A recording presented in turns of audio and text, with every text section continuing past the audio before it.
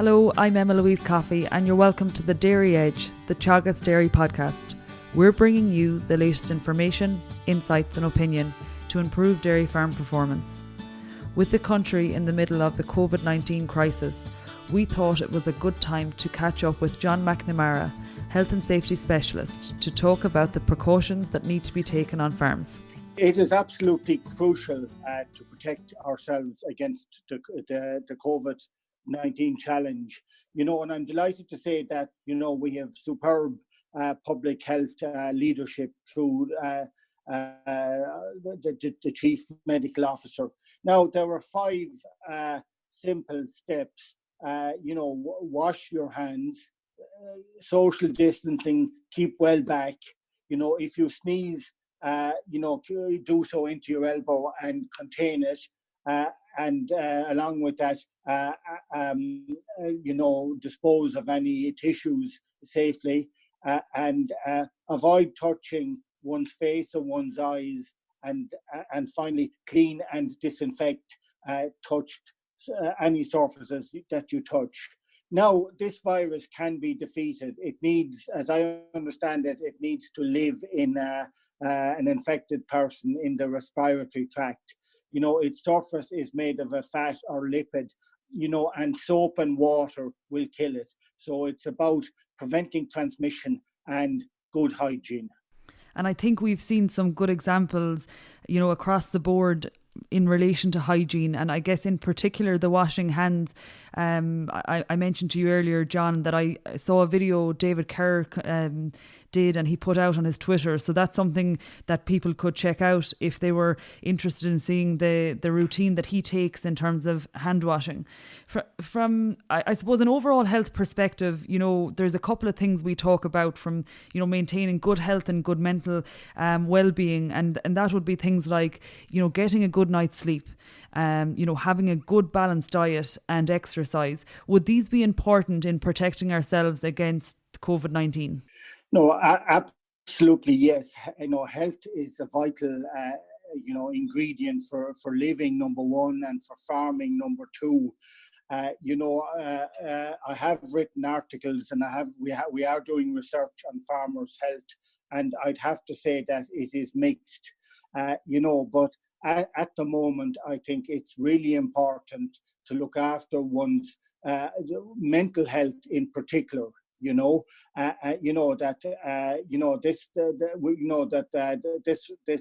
virus can cause anxieties, and we can, we have to deal with that. Now, personal health is also very important. Could I just mention the mental health first?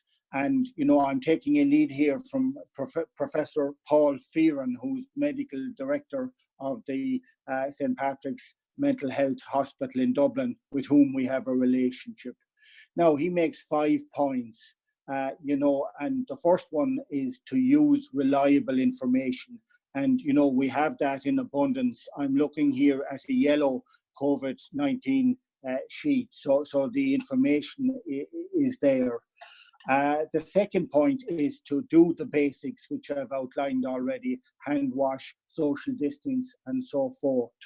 The third one is to be conscious of one's anxiety, or somebody in the family or some of your workers' anxieties, and talk about these and share them and bring them to the surface. And then the fourth point is to use one's experiences. That everyone knows, what makes them tick, as it were. And, for myself, going for a good walk, where I can clear my head is a very good approach for me to deal with anxieties. And I think finally, the final point that Dr. Fearon makes is to stop and do a reality check. Let's not let our minds kind of run away with ourselves.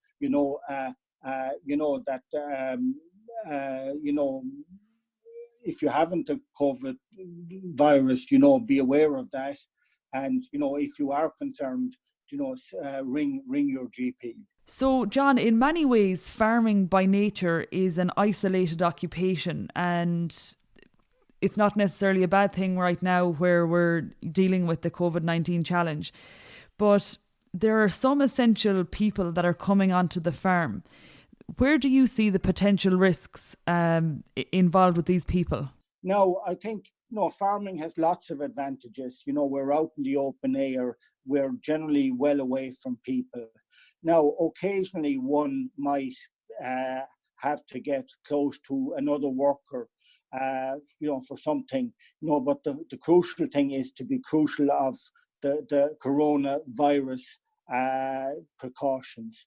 Now, one area might be doing a difficult calving, or lambing, that sort of work, with a veterinary surgeon. And the crucial thing, if you can, is to keep your distance. And if not, the HSA, I understand, are likely to bring out guidance on protective masks and that, but a P2, and I know they're in short supply, or a P3, should be worn, but these are very subsidiary to social distancing. And outside of that, in the last week or so, John, the marts have closed for business.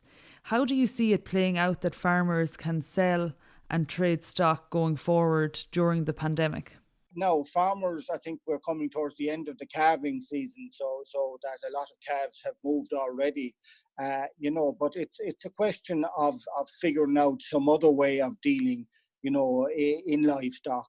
No, my understanding is that the marts themselves are developing phone systems and communication systems, for trading. And there are dealers out there, that can handle animals, from one farmer to another. And indeed, there are personal contacts between farmers. All this depends on trust, of course, that, knowing that one is going to get paid is important, and having good, reliable contacts is probably crucial, to moving on the final number of calves that are on farms. And another aspect of farming at the moment would be where we're operating family farms, there are a lot of children at home. What is your advice to keep all of the family safe at this time, John? Yeah, well, the first point I'd like to emphasize, Emma-Louise, is that safety of everybody is absolutely crucial, and the last thing anyone wants is an accident, for injury, for its own sake, or for the fact that, one might have to go to hospital or, and put the already heroic health service, under more pressure. Now, regarding children, they're at home from school, and it's a long, drawn-out affair, dare I say it, and they can't stay indoors all the time.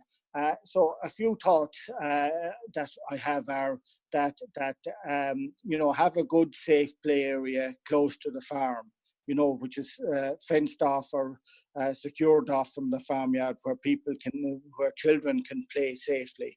I think that's crucial.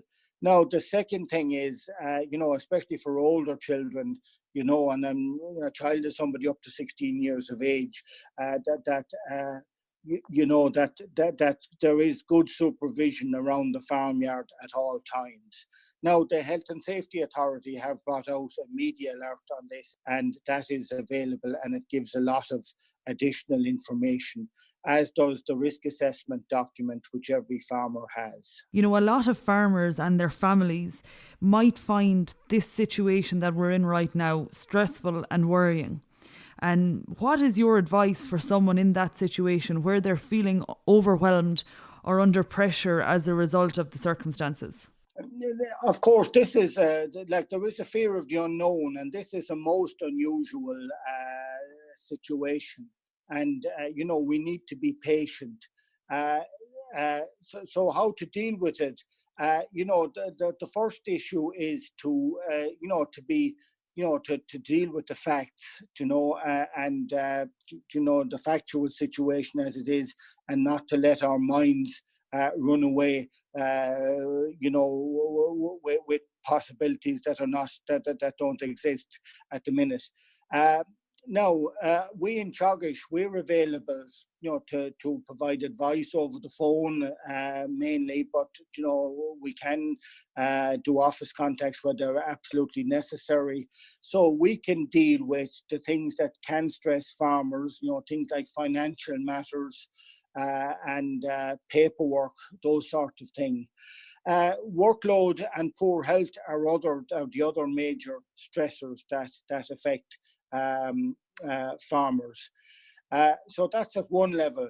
Now, at another level, if one is concerned about their health in any regard, or indeed mental health of any person, I think the first port of call always should be to contact the GP, and that should be done by phone at the minute. And maybe the third thing that's worldwide, in all walks of life with people, is that working relationships between people are crucial to prevent stress. So endeavouring to have a good relationships between both family and friends and workers, is crucial at the present time. I think that's a good note to wrap up on, John. And you mentioned, that people need to maintain, I suppose, a rational state of mind and deal with the facts at the moment. And as you mentioned, Teagasc are available to help. So the port of call would be your local advisor. And, where you do have a health concern, it would be your GP. And I suppose overall, in terms of your health with the COVID-19, we're looking at, following the HSE guidelines and getting out and maybe getting some fresh air at a distance from other people and maintaining your healthy diet and getting a good night's sleep at the moment. Thank you, John. Thank you very much. That's it for this week's episode of the Dairy Edge podcast. And my thanks to John McNamara for joining me on this week's show. Don't forget to rate, review and subscribe to the podcast. You can listen on Apple and Google Podcasts as well as Spotify. And for more information, go to the Teagasc website at teagasc.ie. I'm Emma-Louise Coffey, and join me next time for your Dairy Edge.